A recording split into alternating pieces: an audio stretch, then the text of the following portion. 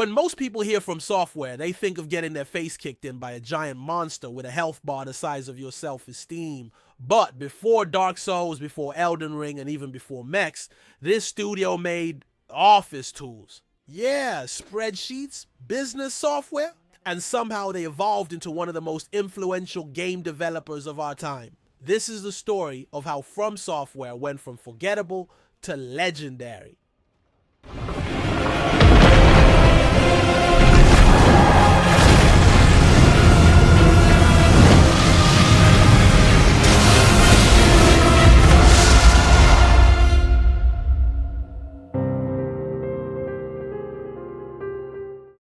From Software was founded in Tokyo back in 1986, and for years they weren't even making games. They built software for corporations. But in 1994, they finally took the leap and released their first game, King's Field. And King's Field was weird. It was a first-person dungeon crawler with painfully slow movement, almost no music, and absolutely no guidance. You just kind of wandered and died a lot.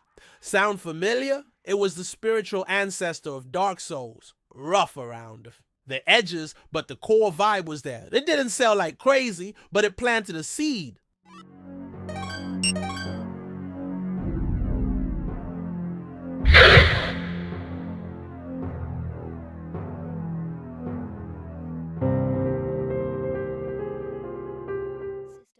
After King's Field, From Software didn't just keep repeating the formula. They went full mad scientist. In 1997, they released Armored Core, a slick mech combat game that was fast, technical, and let you customize everything. It was a hit, and for a while this became their main thing, but behind the scenes they were still dabbling in weird stuff. They dropped Shadow Tower, Echo Knight, and even a GameCube RPG called Lost Kingdoms. Most of these games were dark, lonely, and full of atmosphere. The kind of stuff that sticks in your brain years later. They weren't bestsellers, but they built something more important. A vibe.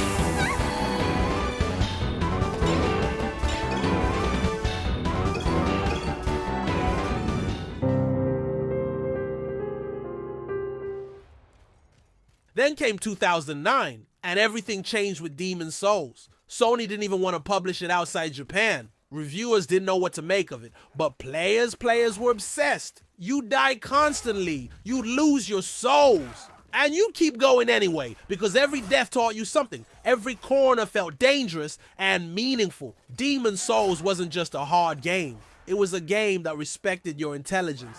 And once the West got its hands on it, the cult following exploded. This was the beginning of the Souls-like.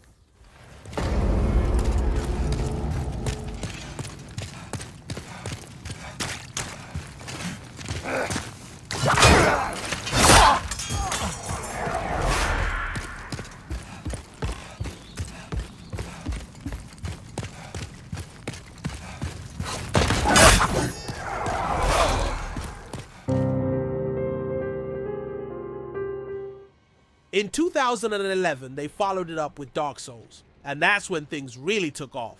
Suddenly, this wasn't just a weird trend. This was a movement, a huge interconnected world, minimal exposition, crushing bosses, lore buried in item, descriptions, secrets behind every wall, and the phrase "prepare to die" became a badge of honor. They refined the formula with Dark Souls 2 and brought it full circle with Dark Souls 3, which many fans still call their masterpiece. But From Software wasn't done evolving. In 2015, they dropped Bloodborne, faster, meaner, more aggressive, and soaked in gothic horror. No shields, no mercy, just dodge and destroy. Then came Sekiro, Shadows Die Twice in 2019, no builds, no grinding, just pure skill and perfect timing. It was a huge shift, and it won Game of the Year.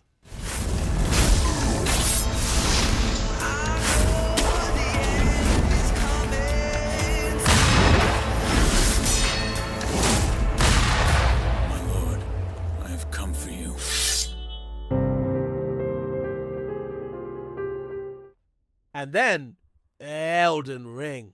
The moment it all came together.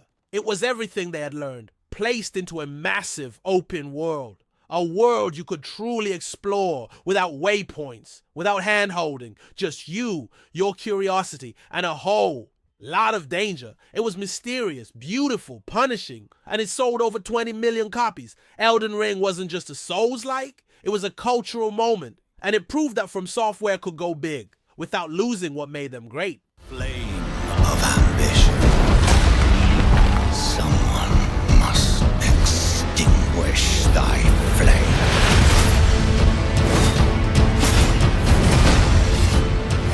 They will fight, and they will die in an unending curse.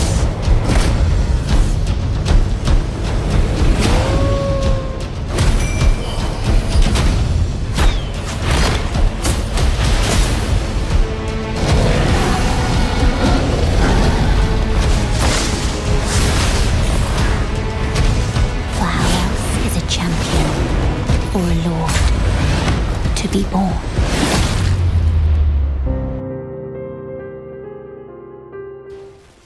FromSoftware didn't get here by making easy games. They got here by taking risks, by trusting their audience to fail, learn, and grow. They started with spreadsheets, and then made a first-person RPG nobody could understand. Then mechs, then monsters, and now they've created an entirely new genre. They didn't just make hard games, they made honest ones. Games that respect your time, your attention, your resilience, and that's why we keep coming back, no matter how many times we die.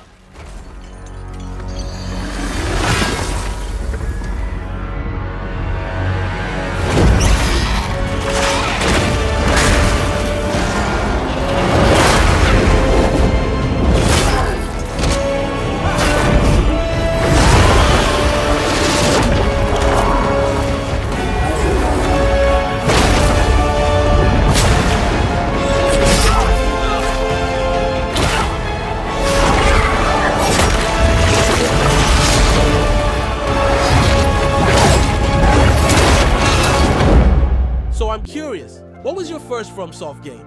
Or the moment that hooked you? Drop it in the comments. I want to hear your story. Thanks for watching, and remember, death is only the beginning.